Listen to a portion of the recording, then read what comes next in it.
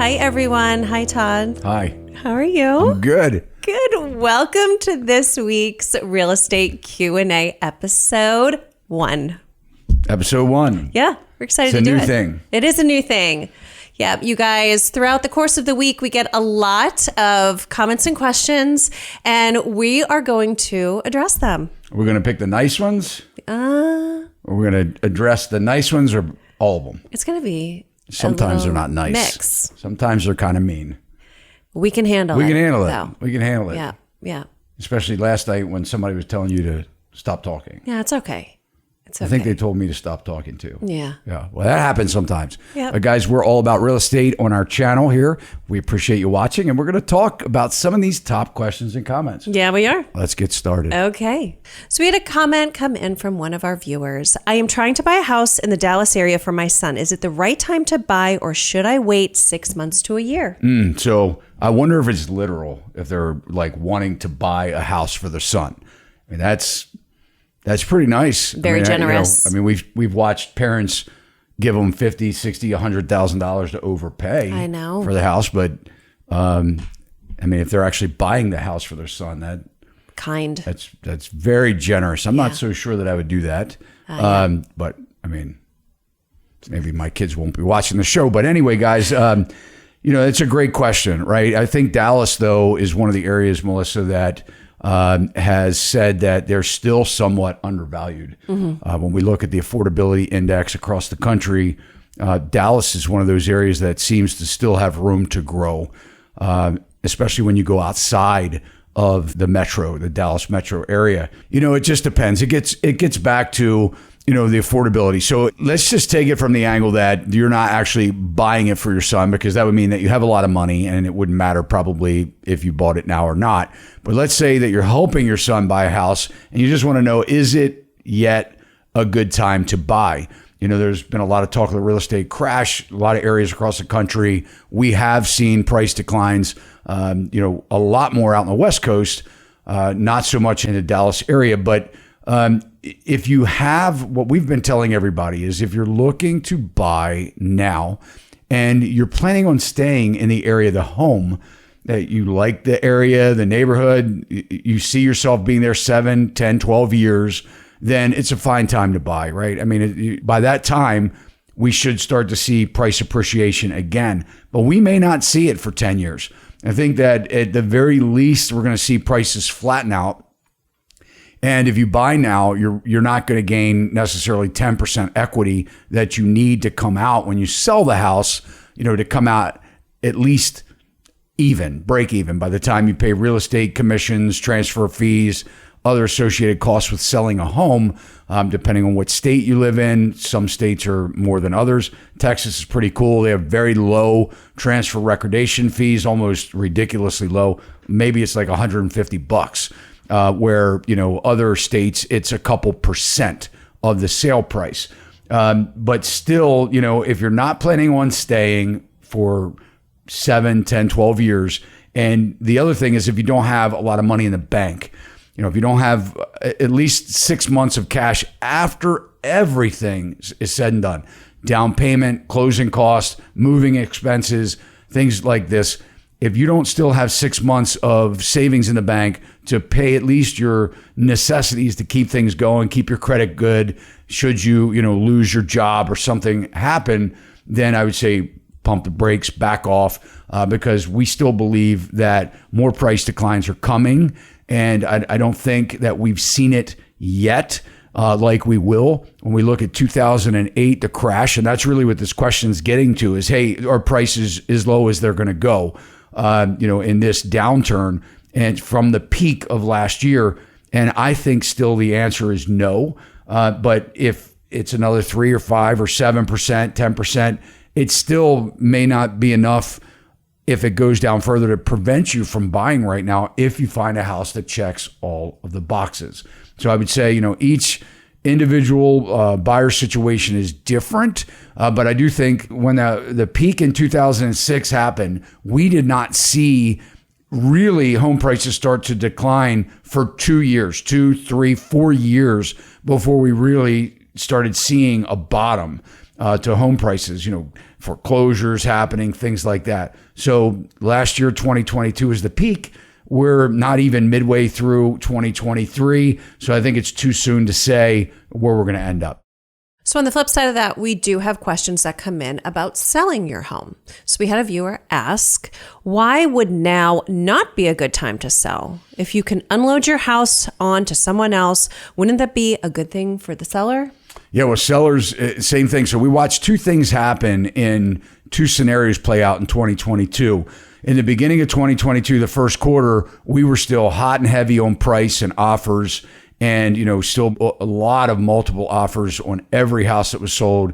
And they were still getting way over list price in the first quarter of 22 and giving up their contingencies. So the sellers didn't need to fix anything. They could have lived in a house for 15 years and basically ran it into the ground, and the buyers bought it anyway and then realized afterwards, geez, we bought a money pit. Since then, the second half of last year, or the 3/4 of last year, when the Fed, I think it was on March 17th, started raising interest rates, and to today, there's been 9 interest rate increases. That pumped the brakes on the affordability. Even though it really wasn't affordable back then, the prices, the mortgage payment, they could still handle because money was cheap. But now that the mortgage rates are, in some cases double or more than where they were a year ago, it's backed people off out of the market. And now people are really paying attention to the contingencies like a home inspection.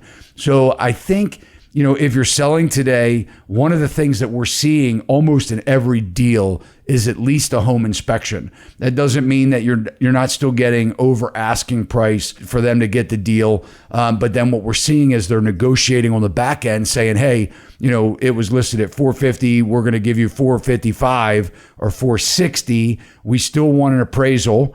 So if it doesn't appraise, we're going to negotiate, and we want a home inspection. And when we see that home inspection, if there are things that are broken or end of life, we're going to ask for them. We gave you more than list. Now we're going to get it back by chipping away and things like that. But the question really is, should I wait to sell or not? And what we're seeing is that more people are holding on to their houses and becoming accidental landlords because they don't want to give up their 3% mortgage rate. And, they don't want to sell their house for less than their neighbor did a year ago. They want more money for their home. So a lot of the sellers are just kind of going through this wake up process. I don't think things are going to get much better on home sale prices. I think at the very best over the next several of years, home prices are going to flatten out, or if they do increase year over year, it's going to be very small increases, not the 20, 30% year over year that we witnessed, during the time of the pandemic. Mm-hmm. And we did have a follow-up question. Even with the recent uptick, it's still impossible for most sellers to get what their neighbors got in May, June of 2022. Yeah. So that is the reason they consider it a bad time. But I'm with you. It is still a great time to be a seller if you price where the buyers are. Yeah. And just think, we were still talking about, a potential black swan event. What can that be? Certainly something to create, massive job losses. And I know, people, they don't want to think about that, or they don't see it yet. But when we look at, like, Facebook had 5,000 jobs posted that they just wiped out, or Meta. Basically, I could post 5,000 jobs. If the federal government is going to count those jobs, I may never fill them. But if they're saying, hey, this many jobs were added, or we have this many jobs to be filled, what is the real number? And I think that it's so hard to get decent metrics. And all we need is to slide into this deeper recession. The Fed's saying now we can experience a mild recession this year. What's a mild recession? If we go into a recession and where massive layoffs start to occur on a local level, not just these big, Amazon type companies, but the mom and pop shops start laying off. And, we could see where people that financed a house in the last couple of years, that they're really underwater. They can't sell it for what they paid for necessarily, with transfer recordation fees, commissions, things like that. So what happens is they qualified in most cases for that mortgage with 2 incomes, right? So what happens if we drop an income off, even for maybe 3 or 4 months, most of America doesn't have much in the bank anymore with inflation and everything else. Our savings accounts are nothing. And so you can instantly see these homeowners go into default within 3 months. They're called seriously delinquent as far as the mortgage goes. And really the mortgage procedures start at that point. And it's hard for these homeowners to kind of get caught back up once they get several months behind. Mm-hmm. So if we see that, inventory could shoot up. We could see home prices decline pretty rapidly at that point. I think that if that starts happening, we'll probably be well into 2024. So yeah, I mean, if you want to sell, you're probably in a better position to do it right now versus waiting 6 months or a year.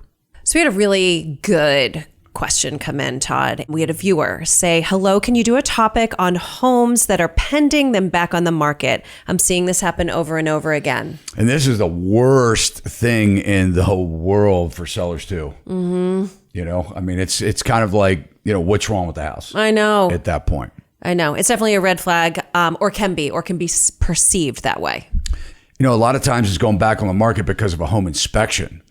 And, you know, the seller's not willing to, you know, fix something or replace something. And a lot of times it's just bad advice too from a listing agent, from the seller's agent. It could be where the buyer, you know, went through the house and just decided that it was, you know, way worse than they're willing to deal with if it's an inspection. But a lot of times the buyers will ask for something and the sellers will say no.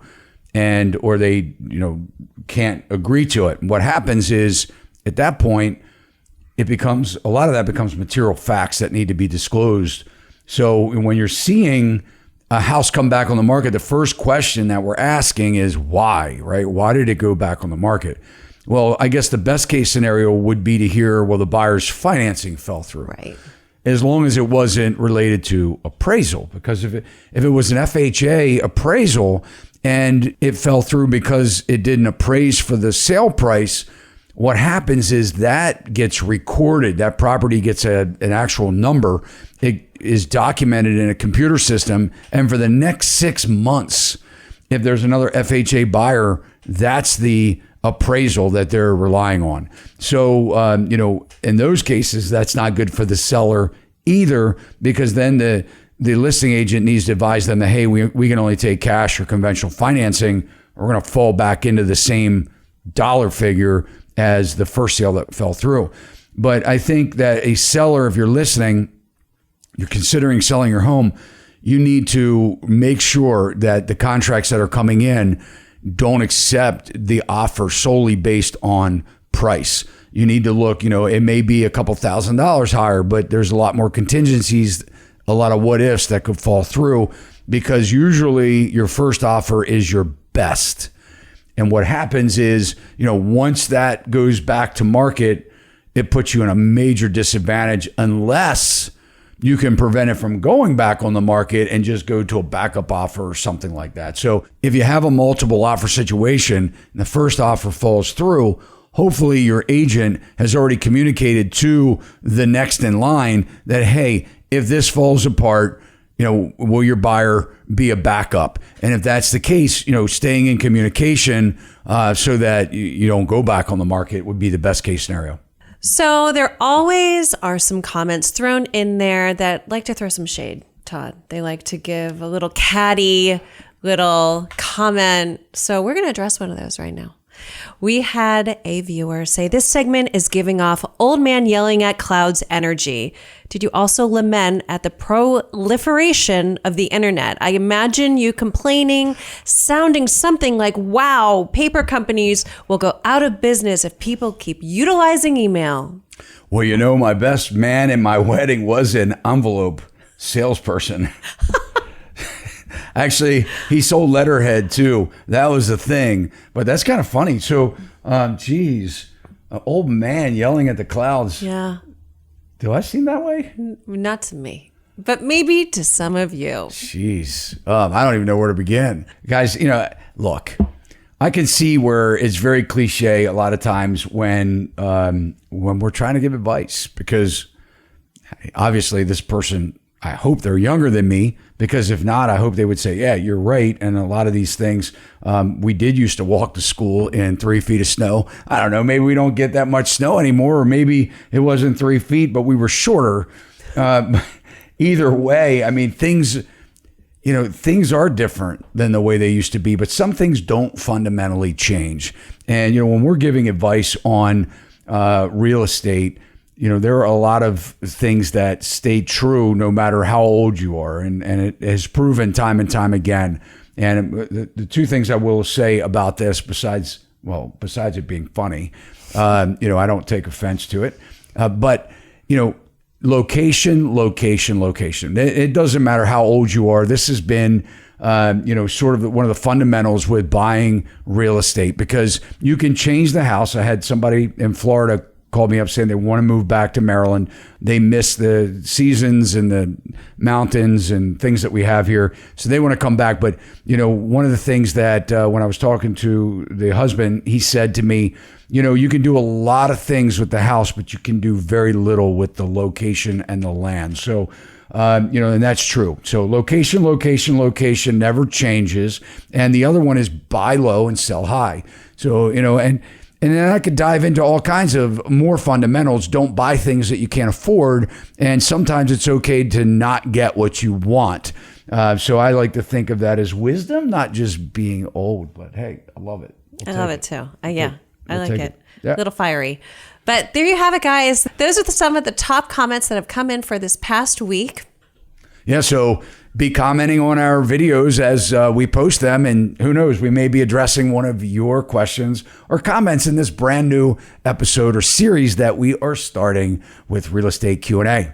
And as always, we appreciate it when you subscribe to our channel. So if you haven't done so yet, take this opportunity, hit the alert bell. You'll know every time we upload content. And I always like to say, guys, don't keep this good stuff to yourself. Share link is below. Pass it on to your family, your friends, people that you like or don't like. Who knows? I mean, maybe they want to comment something, call me an old man. But anyway, and also, now's a good time to say, if you're serving the industry, whether you're a real estate agent, a loan officer, work for a title company, we have a brand new channel that we are building content for called Real Estate Agent. The link is below.